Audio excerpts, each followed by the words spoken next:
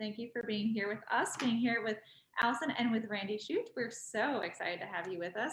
I'm going to stop talking and totally let you take over.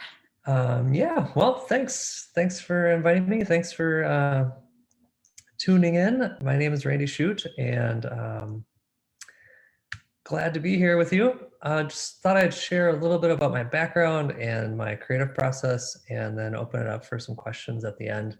I'm originally from Minnesota, and I went to College of Visual Arts and majored in painting. I also did a lot of sculpture, iron pouring, and things, but I eventually just came back to painting, and yeah, that's kind of it. So after I graduated, I really wanted to just be a starving artist, but so I got involved with a company called Atomic Props, and then I was sculpting and creating these large scale billboards. My first job was to carpet the bear at the top there, and then my last job was carving the Rainforest Cafe frog. It was really, it didn't really meet my environmental viewpoints back then. And this is, I started here probably in 1999 or 1990, yeah, late 90s. And I fell into teaching by accident. I kind of wandered into a building and asked it what it was, and it turned out to be a school, and the art teacher just came by at that time and asked if I wanted to volunteer.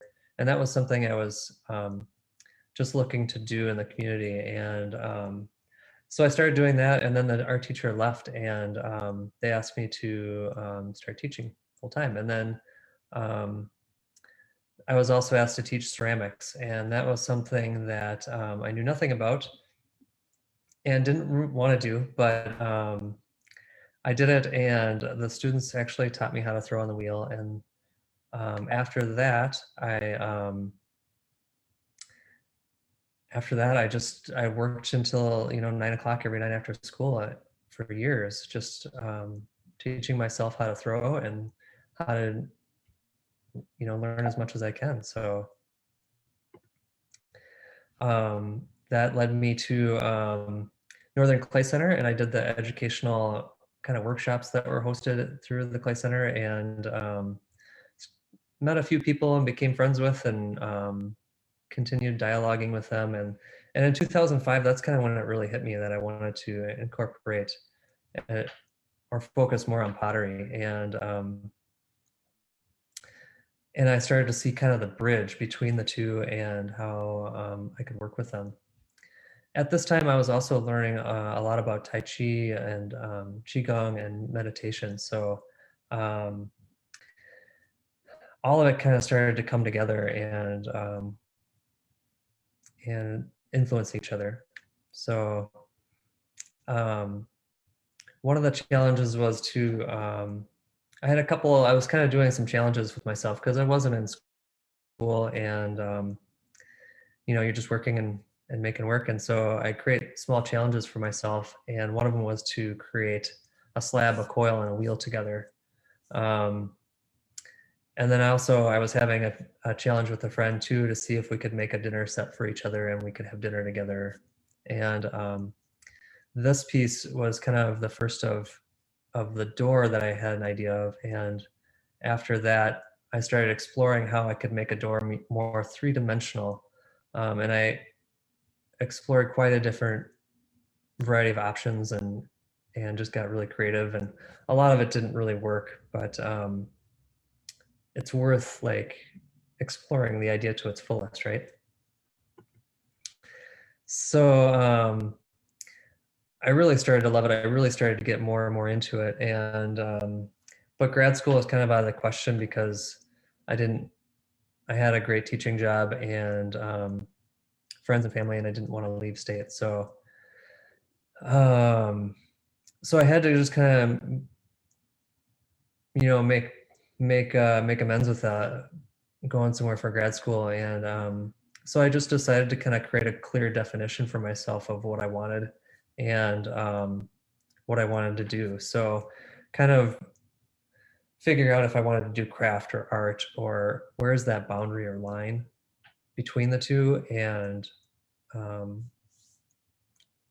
what I wanted to make, what kind of stuff did I want to make, and how can I build an aesthetic that I really am interested in.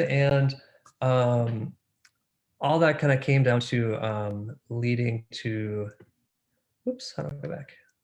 There we go. There should be a play button here. How can I not get my cursor going? Oh well. But it all kind of came to a point where I just I found that I just wanted to have clay be kind of a path of self-discovery and a path of bringing out my full potential in myself through my artwork and through my the activities around that. So how do you create deeper meaning in your artwork? And I've always been kind of a spiritual person. I love world religion, and so I kind of dabble and read a lot of the stuff and find out as much information and research as I can, and that starts to overlap a little bit with what I'm kind of doing here. So I love reading about all the different religions of the world, and what I'm really interested in is finding where they overlap and where they kind of come together. So this piece is kind of a teapot with the cup there.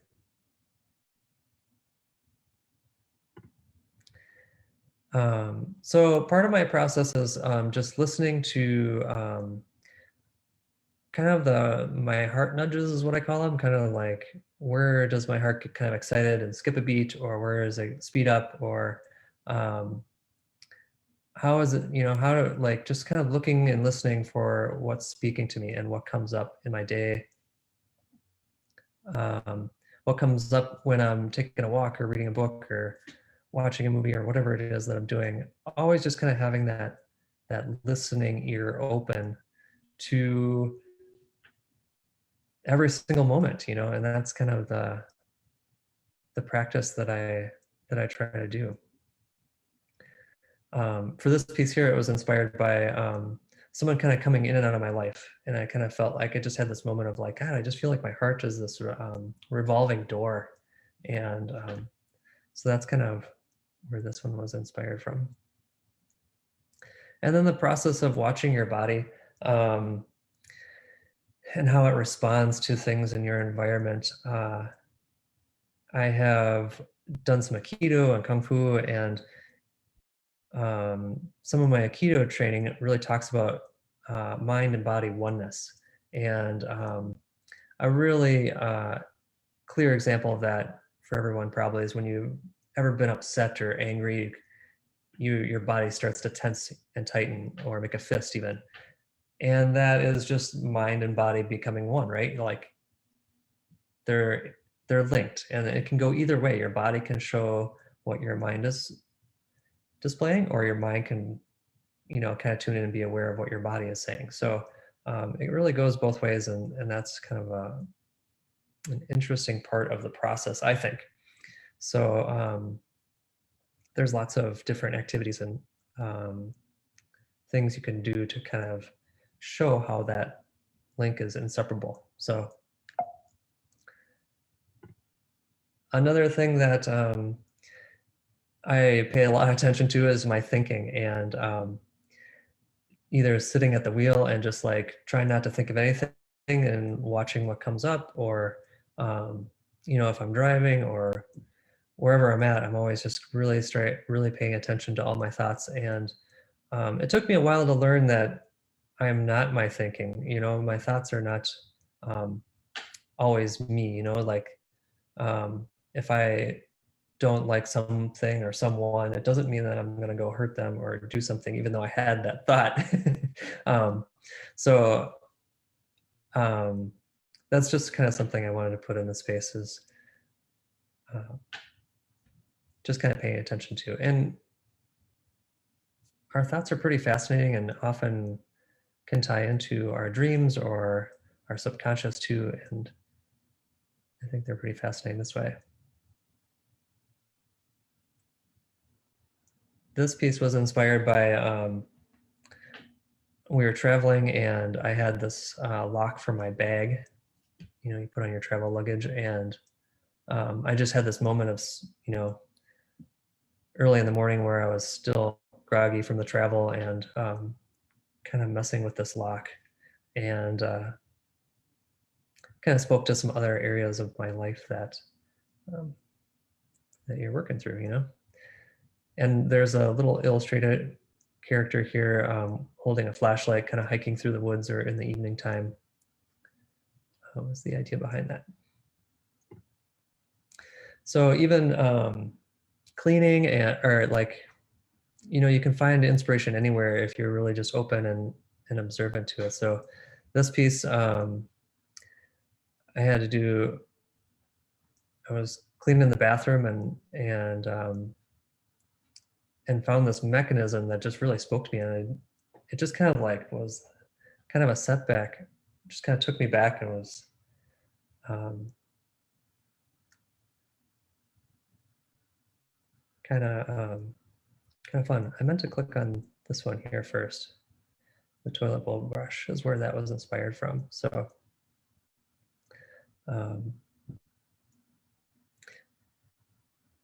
yeah, most of the time it works from the clay side and purely from that, but sometimes other objects and stuff in life just kind of, they speak to you on a different level, and it's almost like something else is speaking to you versus you just having an idea or a thought about it.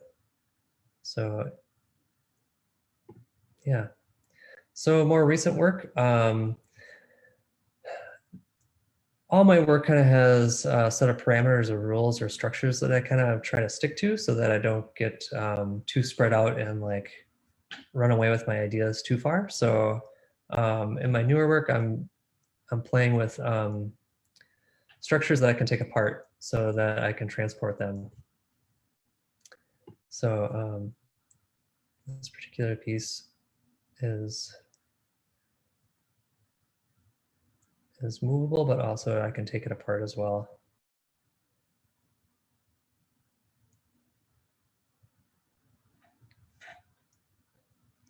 And I just want to also say that part of my creative process, I try to steer away from trying to be clever, and which is kind of hard because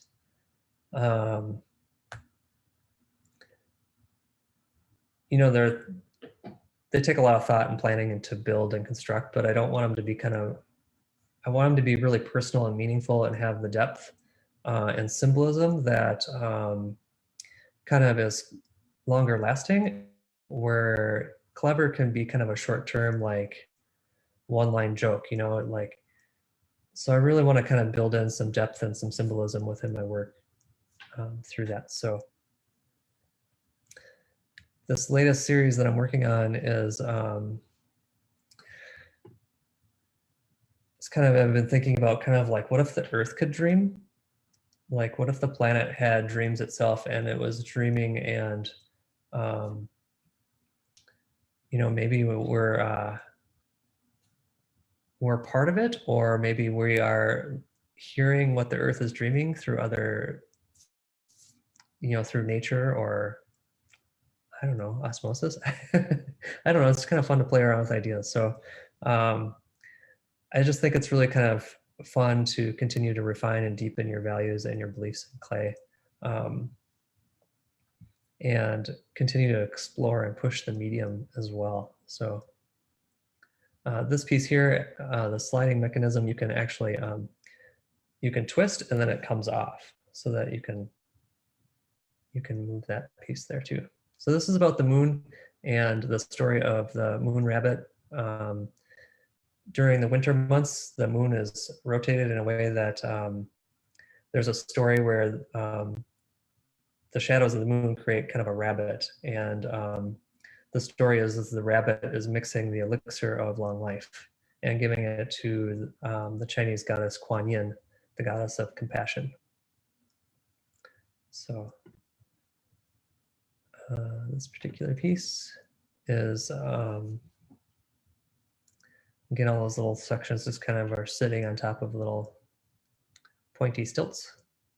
And then it's lit inside as well. And this was based off a dream as well.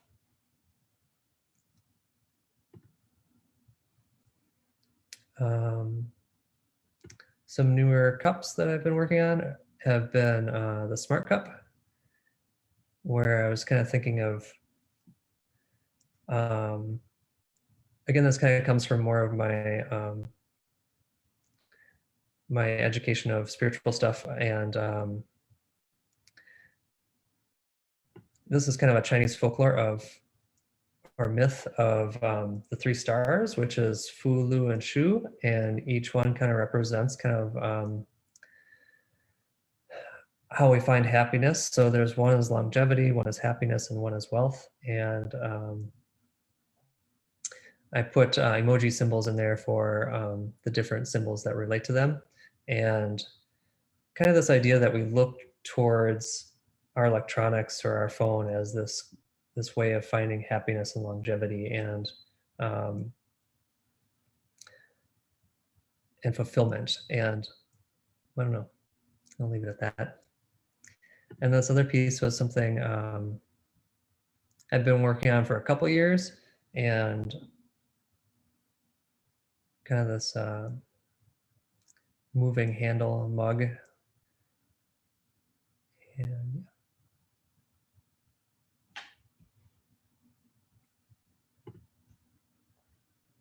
And then you've seen the doors pieces already, so yeah. It's not gonna let me play it.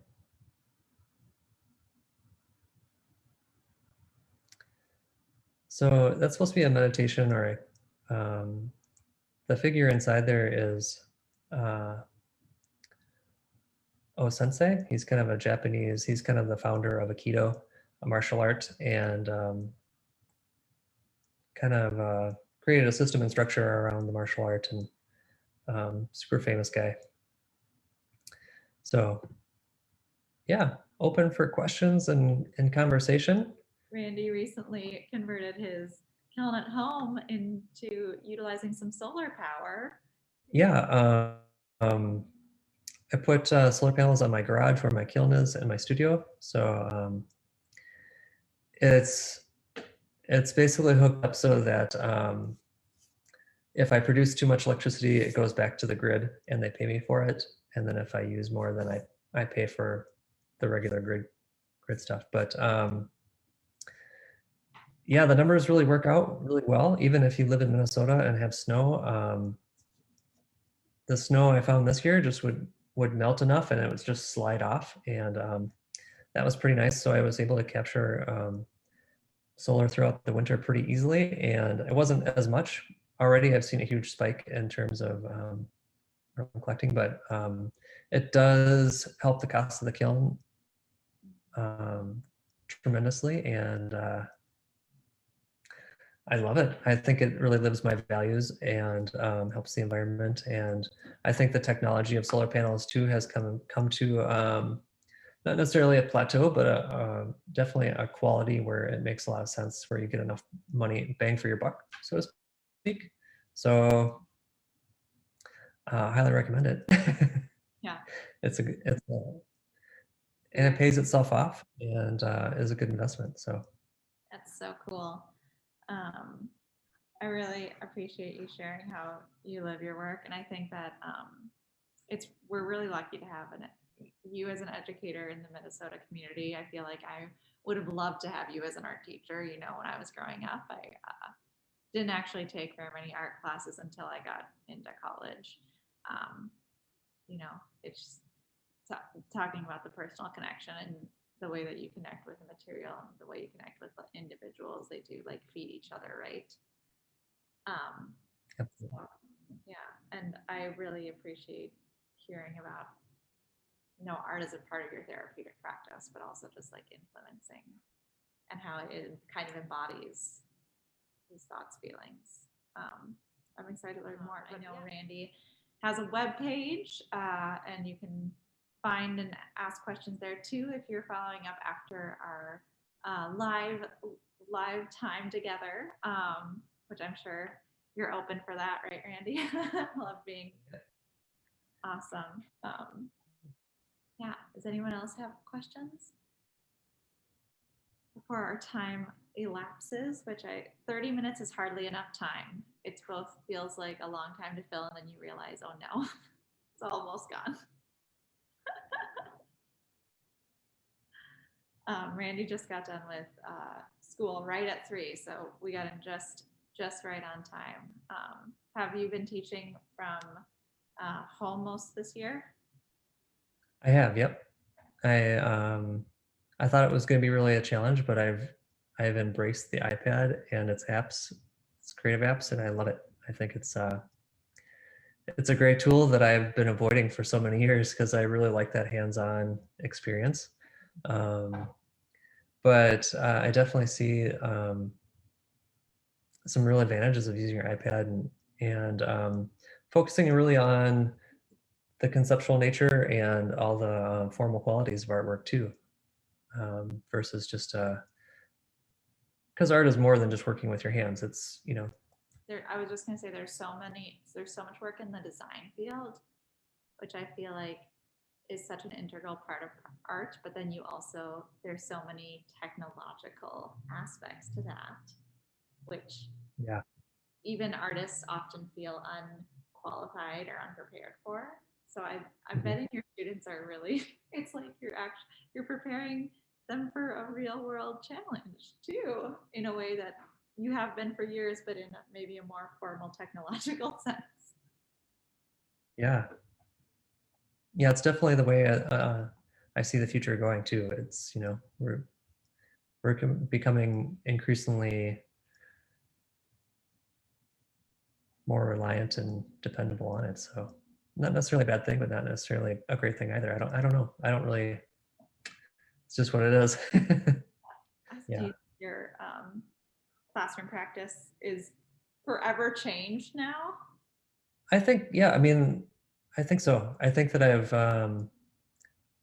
was forced to use some of the extra tools that I wasn't utilizing before and learning some new ways to, see if kids are understanding what I'm teaching them in terms of concepts and things. It's great for really checking for understanding in terms of can they speak and think and write about art versus just kind of wallow through it and say this is my thing and this is what I made and here it is. So there's some really great assessment tools out there that are probably designed more for other subjects, but I'm finding that you can use them for art too, and it's really it's kind of cool.